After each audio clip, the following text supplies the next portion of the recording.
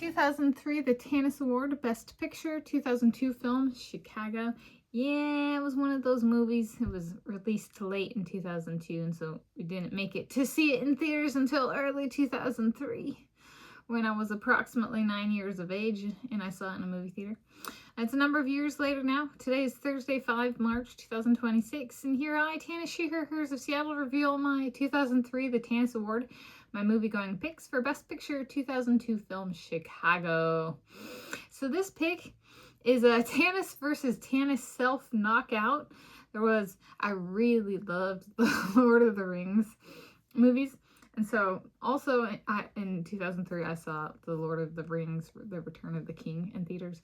And there was Seabiscuit and there was Chicago. And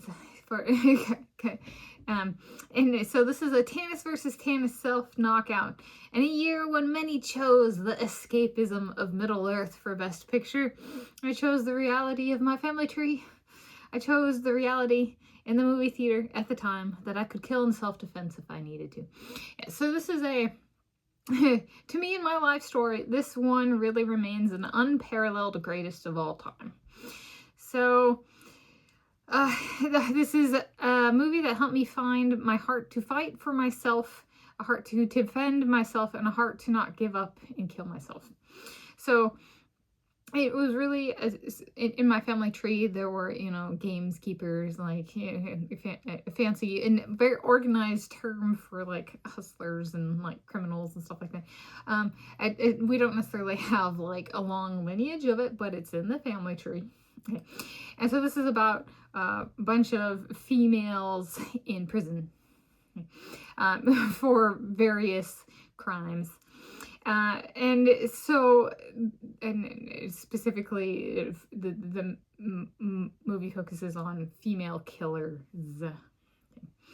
And so there's a little bit of, it's a reminder, if somebody truly supports women's rights, they also support women as criminals. Otherwise, they don't really support women's rights because, historically speaking, women have been underrepresented as criminals. So this was, in that sense, a really big, for real, step forward for women's rights.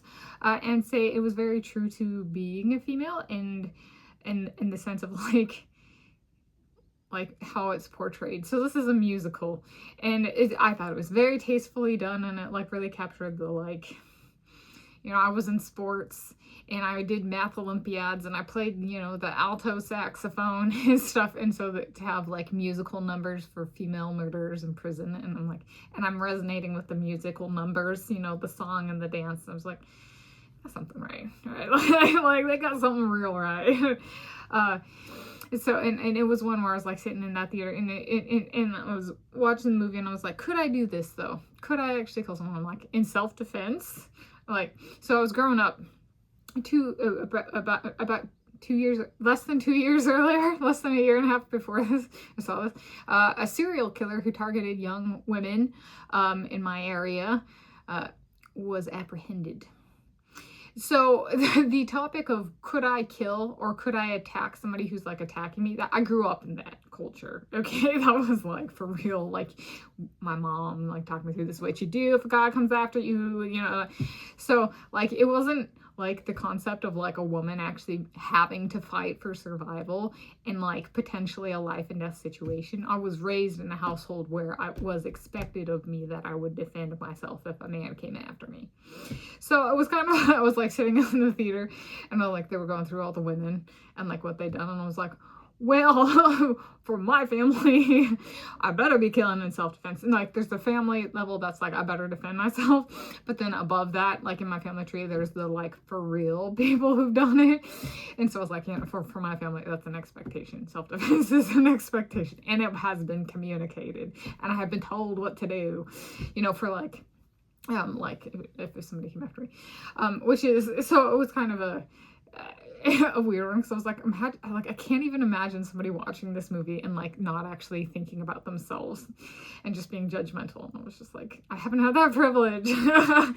In terms of, like, where I grew up, my family and us being, like, very woke, perhaps. I mean, you could frame it that way. I have been privileged in the sense of my parents have been tuned in socially to what could happen to me and have, at least in this particular area, trained me. It's a privilege, right? So it's privileged either way. The privilege of bliss or the privilege of acceptance. Either way, it's privileged. Anyway, it's part privileged. But it was just, it was a good one to see, because I was like, it very much left a good heart impact on me. So that's 2003, the Tanis Award, Best Picture, 2002 film, Chicago.